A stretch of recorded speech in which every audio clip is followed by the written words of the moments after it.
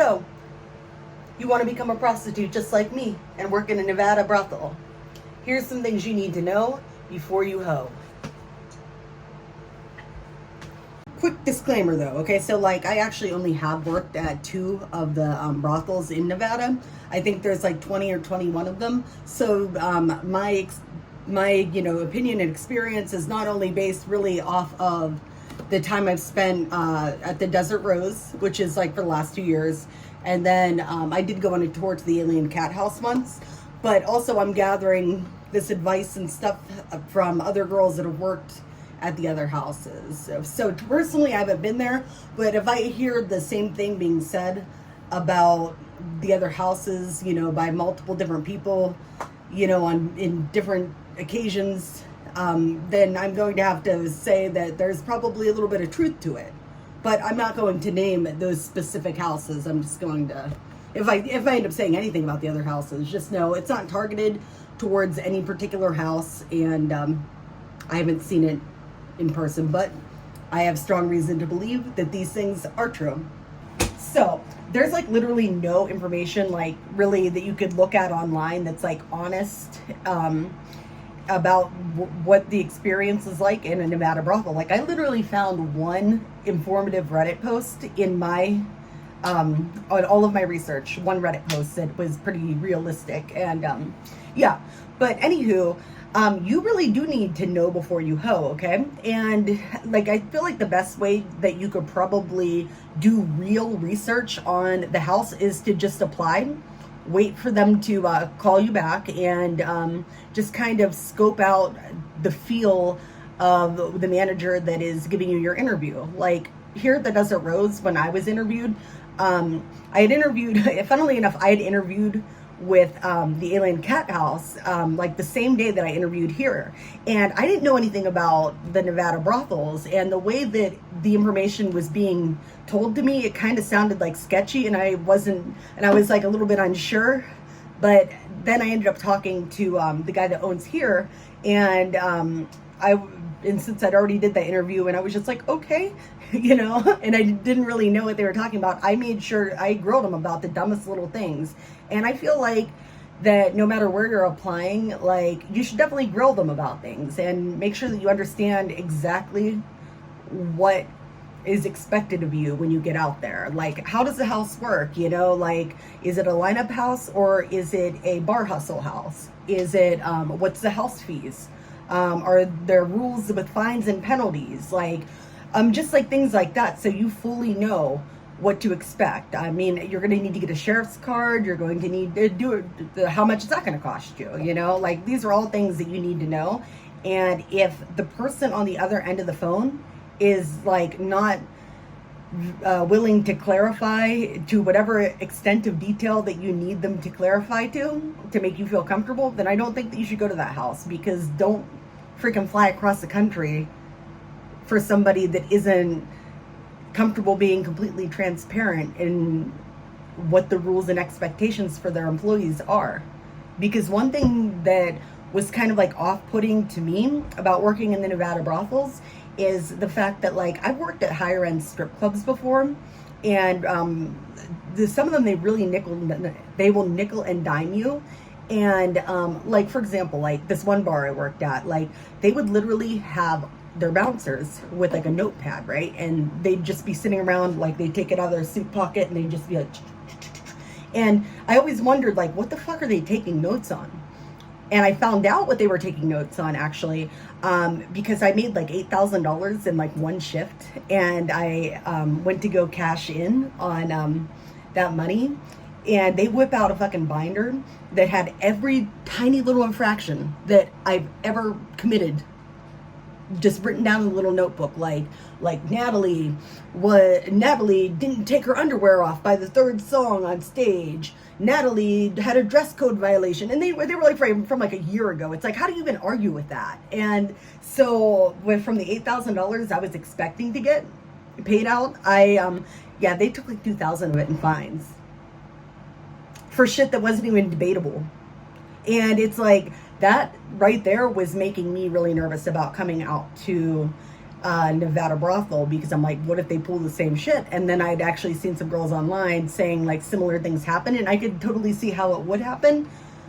So yeah, just make sure that you come into the situation completely informed. That way, you know what the risks are. And at the two places that I have worked at, they nothing like that happened to me. Thank God. But yeah, I mean, I've heard of the similar things happening to girls. So yeah, keep that in mind.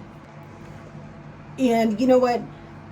In addition to, really doing your research and stuff, I like, although it's not required that you have some kind of experience in sex work, I would strongly suggest that you do, like that you've at least escorted independently or worked in a strip club, and you know how to talk with and interact with clients and make sales. Because like I've seen it, where girls come in and like, even just like in a regular strip club, like even me, for example, because nobody comes into a strip club or a brothel fully knowing what the hell they're doing. Like when I first started, like I really undersold myself, and really was doing the most for the least. And but now, like, looking at me for when I first started through the eyes of somebody that has been doing this for 10 years, it's incredibly fucking annoying for the people that are already there. It's like, don't be coming in and not knowing that what the hell you're doing, charging the house minimum or something just for like an hour. And yeah, no, I mean, not only would it annoy everybody else, if you have no idea what the fuck you're doing, it also would be a great detriment to you, and probably make it not very worthwhile to come out. Like okay, like for me, like if I would have came out here with zero experience in stripping and just started from the very beginning and was the way that I was when I first started, I was so nervous. I was too nervous to really talk to the customers and ask them to, spend money. So fresh newbie me would have came out here and had a terrible fucking time, because I would have not known how to make a sale at all.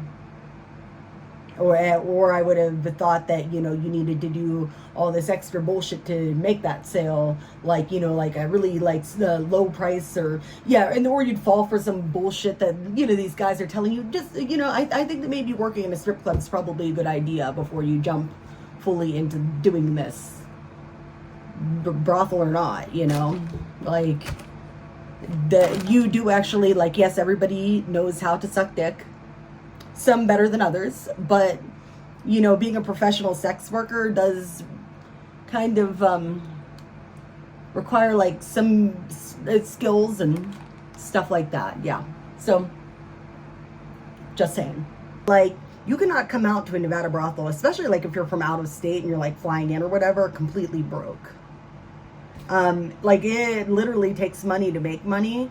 And I would definitely plan on bringing, maybe $2,000 just to be paranoid. Just have $2,000 at your disposal.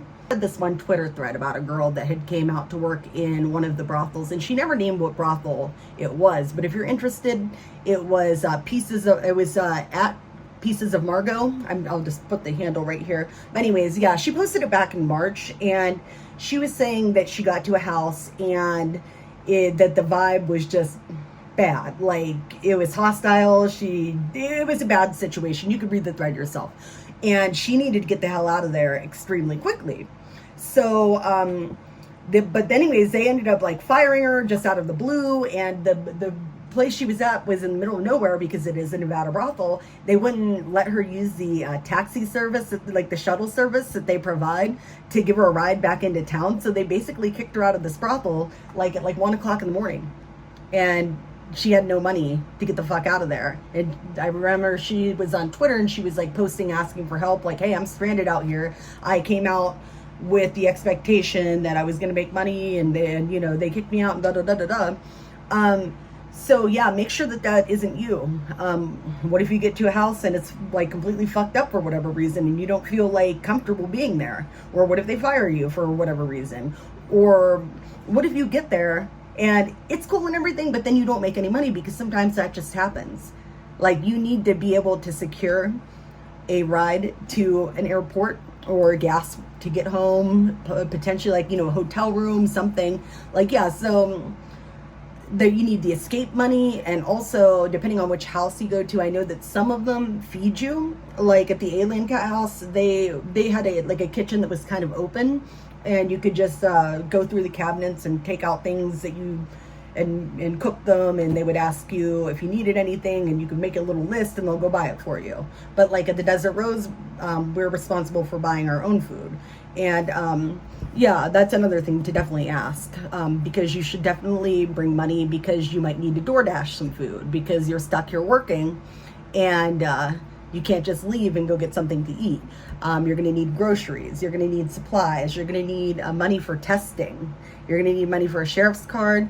And depending on which house that you're at, you might not be allowed to actually stay there or be there until your card clears. So you should definitely budget for extra money for like a hotel room too, in case you're waiting for your test results to get back. So that's why I say like $2,000 more if like you have like a really, really expensive place that you're from to fly in and out. Yeah, so definitely at least like $2,000 disposable.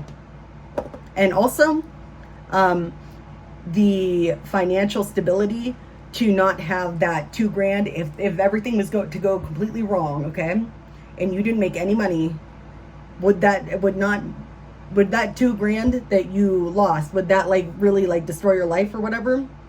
If so, I would wait, maybe save a little bit more money first, and then, because it's like that would just really suck to come out and work for like a couple weeks and then not be able to pay your rent or something. Like, that would fucking suck. So yeah, make sure that you're like financially able to take that risk and that you plan to take a risk. Okay, the other thing about like Nevada brothels that I didn't know is I thought that like I was like thinking to myself when I came out, I'm like, I'm literally so glad I just got my boob job a while before I had to do this, because for some reason I was picturing my view of Nevada brothels just off of that show, the Bunny Ranch show that they had. Well, you don't like, literally you don't have to like be like plastic surgery or supermodel or porn star perfect to work in a Nevada brothel, okay? Like there are different brothels that hire like, different levels of hotness, I hate to say, of girls. And so like, if you're a woman and you're willing to sell sex and you're not like completely like disfigured or whatever, I'm pretty sure that you could probably find a brothel to work at. But yeah, but the main thing that you need to be probably at most brothels is actually a woman, because like, don't even like, since this video I'm making specifically targeted for women, I know that there's going to be men watching it, because men don't know when to, we all know. But anyways, there is no market for male prostitutes. And you know what? If you would like to debate that fact with me and be like, oh no, my dick is magical, and then you're like, you go out and you find a house that would hire you for some reason, and then you lose all your money being a stupid idiot that didn't listen to me, you deserve it. There are brothels that have hired transgender women. And I think that there's actually a transgender man working at one of the brothels too. So yeah, sex work is for the girls and the gays, dummy. So another thing that you need to take into consideration, and this goes back to what I was saying in the beginning of this video about like, is this a lineup house or is this a bar hustle house? Okay, because like, I don't know. I have not worked in a bar hustle house, and I probably never will, because like, that sounds fucking awful, right? So the difference is that like, okay, so generally the brothels are going to want you to work like a 12-hour shift. Like some of the larger ones are open like 24 hours a day, and so they'll split it between, in 12-hour shifts, like they'll have day and night shift. Like the Desert Rose, we work our 12 hours a day, but we're only open 4 to 4. And well, anyways, so here at the Desert Rose, like I'm in my room right now and I'm filming this while I'm filming. If this was a bar hustle house, even though there's nobody in the bar right now, I would still be expected to be sitting out on the floor in case somebody does walk in, and to not have a cell phone. for 12 hours. And I don't think that I could cope with that because, like, for real? Really? You know, I can't sit here and scroll through my fucking phone while nothing is happening. We're just expected, all of us girls were just expected to sit here and stare at each other. Like, what if there's some girl that I didn't like and I'm working with her? Like, I can't even walk away from that? What? No. Okay, no. Because, you know, even in a strip club, I think that my max amount of time that I will spend working, like, a shift of a strip club is probably about 4 hours until I'm like, nah. Because, like, I mean, I'm pretty outgoing, but in short bursts, okay? Like, I need to isolate for a quick second after I'm nice and friendly and fun. And it's like, I cannot be perceived for that long. That sounds like my personal worst nightmare. So yeah, make sure that you know what kind of house it is before you go, because it's like, you're totally going to hate it if you show up and it's a bar hustle house and you're an introvert like me. But since I'm not in a bar hustle house, and it's more of like a lineup and request type of house, I'm just sitting here, I'm filming this video. I bring things to do with me that are like, you know, easy, not making a huge mess, easy to like, you know, put away real quick, portable, like stuff to do your nails or eyelashes, or, you know, a computer to fuck with, like, you know, something to do, okay? And yeah, so it's a much more relaxed environment in that way when you do like a lineup house. Because the other thing that I'm imagining, and again, I have not worked at a bar hustle house yet, okay? So what I'm imagining though is that I don't care how big of a name that the brothel that you are at might be. You know, there might be days that, you know, nobody walks in the door for whatever weird reason. And a lot of these houses completely overbook for the demand, like, that of customers coming in the door, okay? So that it could probably get really competitive. And it's like, so I'm imagining if you're in a bar hustle house, like, you're all sitting out on the floor, like, all day and, like, watching the door like a maniac to be the first one to pounce on the guy, you know? And that's not something that that's like not the way that I prefer to work. So, yeah, but I feel like it would probably breed a lot of resentment and stuff between the girls. And it's a different, I mean, some people, it probably would work out well for them. Some people, like me, it probably wouldn't, because I can't remain vigilant for that goddamn long, okay? No. But if you can, and they're like, you're a shark, then that's the type of house for you. I guess. I don't know. I'm just going off the things that I've heard and whatever. Have fun being a shark, though. Okay, so this video did get super long. And really, I only got through like 3 of my main bullet points of, you know, things. So I will probably make another video in the future. But anyways, yeah, if you want to see it, you should probably subscribe to me. Even if you don't want to see that type of video specifically, I'm funny, okay, and I'm interesting, and you should subscribe to me.